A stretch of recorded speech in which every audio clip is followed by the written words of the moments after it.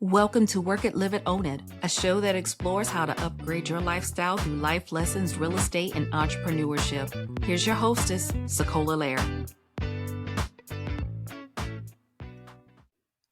Have you ever heard the expression, if you want something done right, then do it yourself? Well, in today's discussion, it's dedicated to something that is so close to my heart, and that is how to train people to treat you in your everyday life. Let's face it, we all want to be treated with respect and kindness and understanding, but sometimes people may not fully understand our boundaries or our preferences. And that's where self-awareness and communication come into play. So let's dive in. When I say that this is something near and dear to my heart, I mean it's something that I'm still working on in my everyday life. Have I mastered it? Absolutely not. But each day I try to improve. And so I want to share with you today 7 strategies, 7 tips that can help you, that I'm still using, that I'm still working on every single day. So one of the first steps is training people how to treat you is the best way to get to know yourself better. Self-awareness comes into play, taking the time to get to know yourself, who you are, what you represent. And let's face it, I know for me as a teenager, I was so focused on the future and becoming an adult. I didn't really take the time to know what I liked, what I didn't like. And things change over time from the time you're a teenager to the time you're an adult. Those things change. However, however, you think about it as adults. We go into work. We get up, we go to work, we fight commuting traffic, we go to work, we interact with people. We try to survive the day. A lot of people feel that way. We shouldn't try to survive the day, but we do. Then we go home. Sometimes we veg out in front of the television. When do we actually take the time to get to know ourselves better? Well, in order to get to know yourself better, sometimes you are going to have to turn off that television. Sometimes you are going to have to take time out during the day to actually get to know yourself. Spend time with yourself. Do the things that you enjoy. Find things that you enjoy.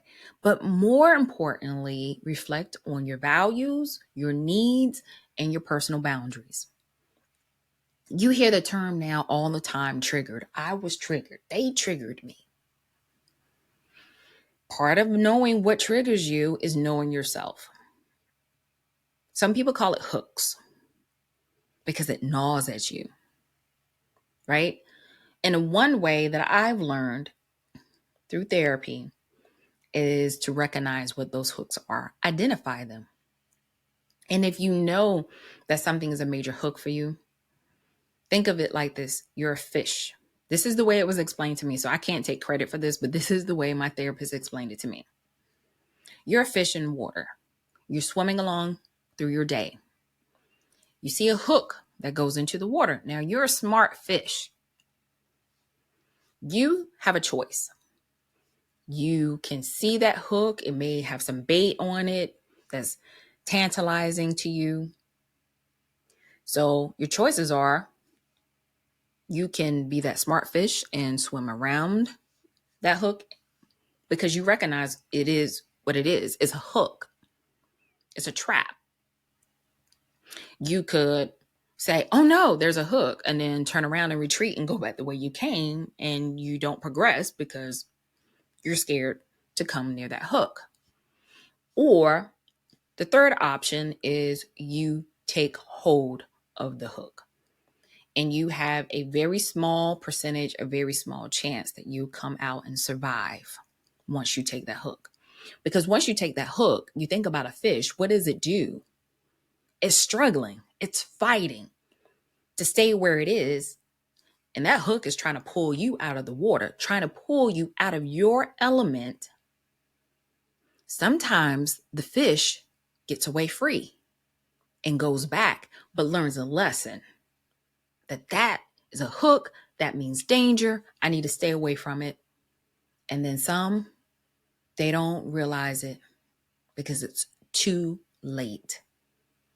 They've been snatched up by the hook. And I don't want to be snatched up by the hook. I want to recognize my triggers. I want to recognize my hooks for what they are and be the smart fish and swim around and go, oh, that's a hook, and swim around it. But getting to know yourself better means that, yes, you have to look at your boundaries, your needs, and your values. What behaviors are non-negotiable for you? What are your non-negotiables? What behaviors make you uncomfortable or feel disrespected? Think about those things, because knowing these aspects of yourself are crucial, because then is only effective when you can communicate them to others. And now let's talk about that. Let's talk about communication. Because now that you recognize them, now that you know what your boundaries are, let's talk about communication. It's essential to practice effective communication. Or some people may call it assertive communication. And what I mean by that, I don't mean that you need to be aggressive, loud, rude, or passive aggressive. You don't need to be aggressive or passive aggressive. But here's what I mean by assertive communication: that you're putting your thoughts, your feelings forward, your boundaries forward. You're communicating them clearly and respectfully, even tactfully.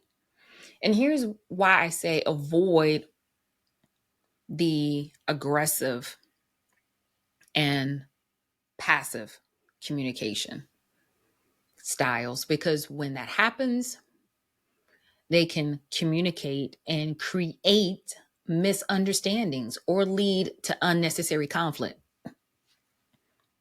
The whole point of training or educating people on how to treat you is to avoid misunderstandings, if at all possible, or conflict.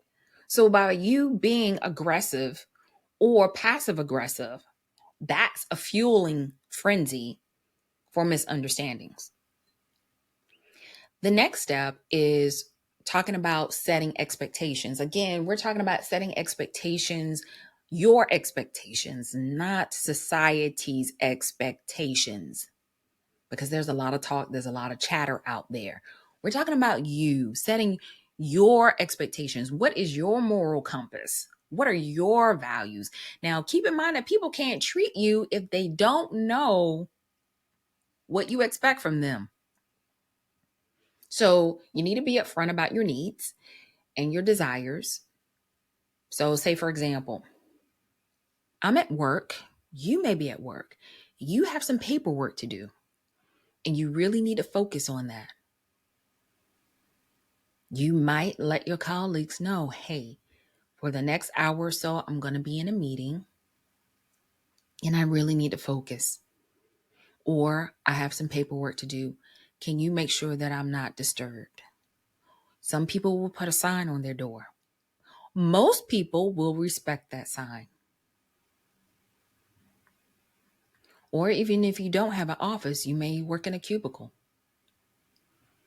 You put a sign up on your cubicle.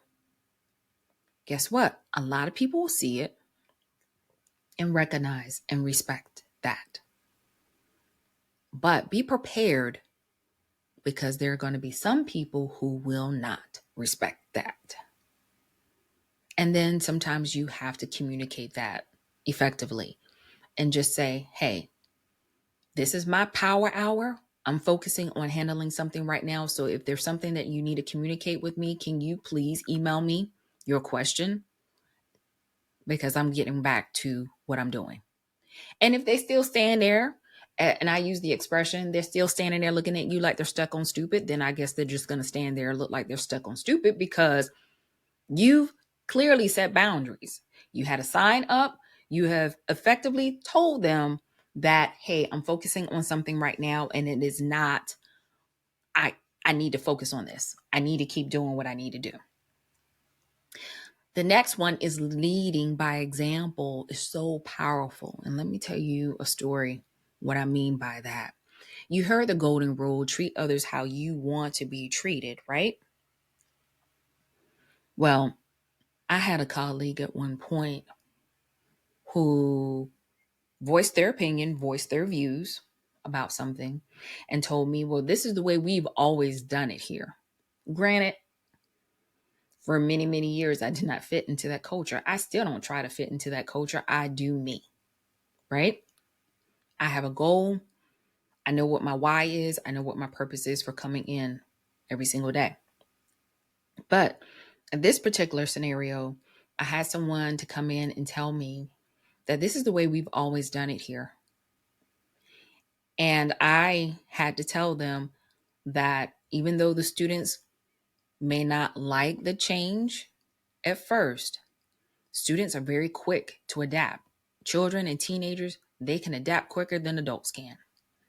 I said, but students also know what they can get away with in one classroom versus what they can't get away with in another classroom. Because the teachers are two different people. They have two different styles of classroom management. So if you're an educator and you're listening to this, you know exactly what I'm talking about, right?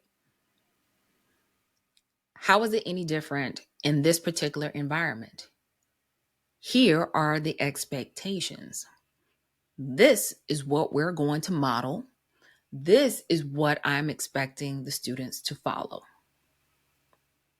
That was it. That was the end of the conversation. I had nothing else to say about that. Now they hem and hawed and went and complained to whomever that wanted to listen to that choir. And that was perfectly okay. But I set the expectation. Now keep in mind, there were students around, and this colleague was not quiet about their thoughts and their feelings. I kept it even toned, even though it was getting under my skin. I'm not going to lie, I'm imperfect. It was getting on my nerves. It was getting on my nerves badly.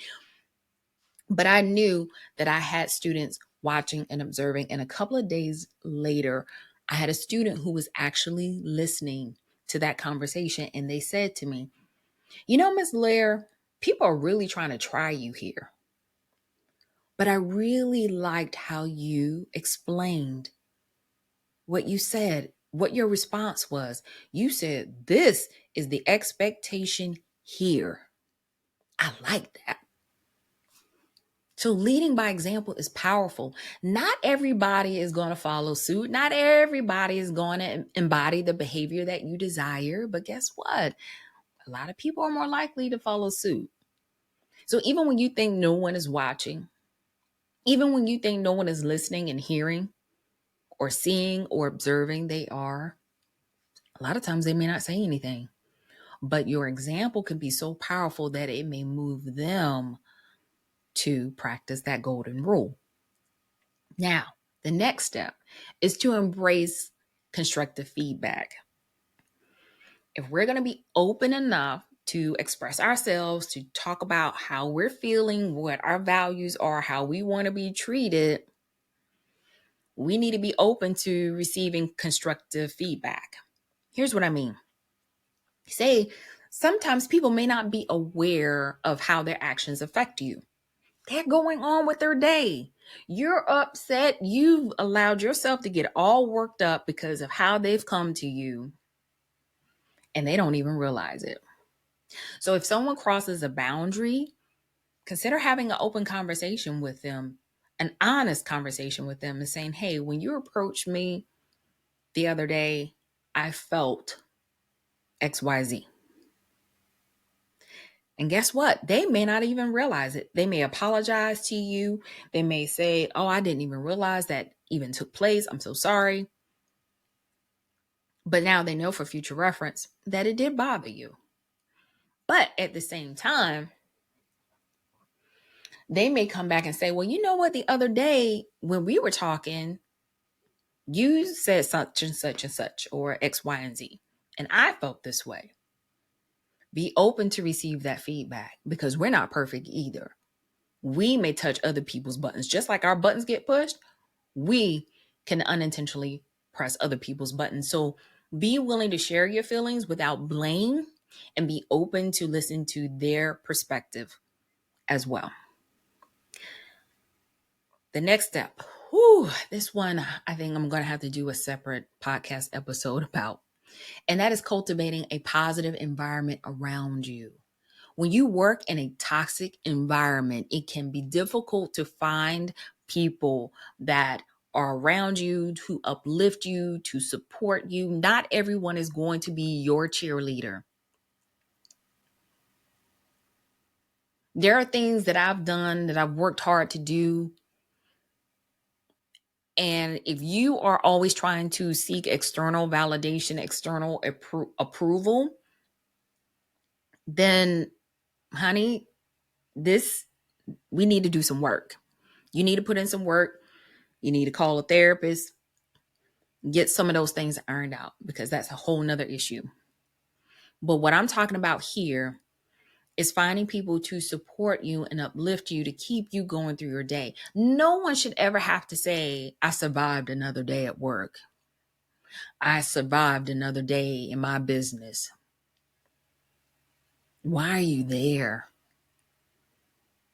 If you're surviving, you're merely surviving and you're not thriving, then it might be time for you to find another environment, another culture for you to go to, okay? But in the meantime, I can share with you what I've been able to work on. So say working in a toxic environment, and there are a lot of people who are just louder, the voices are louder over everyone else's, and they may be negative, what we call the negative Nancy's. They don't have anything positive or productive to say out of their mouths. It happens. Have you ever been there? Do you currently work somewhere like that? But guess what? In the midst of all that noise, there may be some people who are quiet, who feel the same way you do. Find them, seek them out, and be each other's support. And if you are in a toxic relationship, whether it's personal or professional, I would say to you, let go of the toxic relationships that drain your energy and leave you feeling unvalued. Don't work somewhere where you feel unvalued, unappreciated. Don't be in a relationship. Don't be around people who make you feel that way. It's a choice. It's a choice that you have. So, last one. Be patient. Be consistent. Training people on how to treat you does not happen overnight. It is a continuous work in progress. It is a process of learning. It's a process of growth. Be patient with yourself and others as you navigate this journey. So, last few tips that I'm going to share with you is I've set boundaries for myself in my workday. I get tons of emails. And if I spent my entire day just with my emails, pinging on my phone, would I ever get anything done? Would I be productive? No, I would not. So I had a job at one point where by the time I walked in, it was, I need this, I need that, I need this. Did you get my email? I couldn't even put my stuff down on my desk before. I need this, I need that. Did you get my email? And it bothered me to no end. So I said, there's got to be a way that I can be proactive and not reactive. I set a boundary. 9 a.m., 12 p.m., 3 p.m., 3 times a day, I check my email. If you send an email after 3 p.m., I'm not catching it until 9 a.m. the next day. If I walk in and someone says, "Did you get my email?" Instead of being reactive, you know what I did? I worked with my cognitive behavioral therapist and I wrote out responses. I know it sounds crazy, right? I wrote out responses that I could say to people that were not aggressive or passive aggressive, but it got them to slow up and got them to think. And I would ask them, when did you send the email? Oh, I sent it 7:00 this morning. Oh, well, that's the issue because I don't check my email until 9:00. What? You don't check it till 9:00? That's right. Because when I come in, I set the tone for my day. I get lined up things that I'm going to handle and do for my job today. And then I will respond to people accordingly. But I need this. Okay. Then that's why you and I are having a conversation right now. What is it that you need? But they knew from then on, don't email her because she's not going to check it until 9 a.m. You got that right. It is what it is. That's my boundary. You either respect it or you don't. Another boundary that I set was not allowing people to come to me and just start spewing what they want. And yes, I did say the word spew. Not just spewing off what they want. I need X, Y, and Z, whatever. I'm sorry, I didn't hear what you said. Oh, I said I need Good morning. How are you? What? I said, good morning. How are you? You know, good morning is a greeting or a salutation. In most societies, that's how you greet people when you start a conversation or before you start asking or stating what you want. How are you today? Are you doing well? Oh, yeah, yeah. I'm doing fine. How are you? I'm doing wonderful. Thank you so much for asking. Now, how can I help you? Does your girl do it? Your girl do it all the time. I do it to the young. I do it to the old. Why? Because that is a boundary. That is an expectation. Don't come to me. Don't start talking about what you want. You haven't said good morning, good afternoon, good evening. You haven't said hello. How are you doing? Or you just come and start asking a question. I'm sorry. I didn't hear what you said. What? Good. Hi. How are you? I'm sorry. I really didn't hear what you said because I wasn't aware that you were talking to me. It makes them stop. It makes them think. Or sometimes I just say outright, let's back up. Let's back up in this conversation. How are you doing today? And then they realize, okay, when I go to her, when I speak or communicate, when I come into this area or have a conversation with this particular person, I know I need to stop and just be cordial. Okay. So these are some tips that I wanted to share with you. These are some things that I've had to learn along the way. This is something that I see a lot of adults grapple with on a daily basis in their work and personal lives. And so I want you guys to just rethink. And as a recap, I want you to set expectations. And the only way you can do that is to get to know yourself better. Practice assertive communication. Write down general responses. They don't have to be aggressive. They don't have to be passive aggressive. Okay. The next thing I want you to do is set those expectations. Set clear boundaries for yourself. Be upfront with your needs and desires. Be also willing to lead by example and embrace feedback from others when you do go and talk to them, not in an accusatory tone, not to play the blame game, but just to have a clear communication and understanding. Then you also want to embrace a positive environment around you. Seek out those people. A lot of times, if you're sitting at work and you're sitting in your everyday life quiet because you're in a toxic environment or around toxic people, there are people that may feel the same way you do. And it's not for you to sit up there and bash other people, but uplift each other, encourage one another. But most importantly, be patient and be consistent with yourself. It's going to take time. Practice makes improvement. It does not make perfect. Keep up the good work. And remember that how you allow others is going to set the tone of the kind of relationships that you'll have in your life. It is your life. You get to set the tone. No one else gets to set the tone for you. All right. So thank you so much for tuning in to this episode of Work It, Live It, Own It. I hope you have enjoyed this episode. Don't forget to subscribe.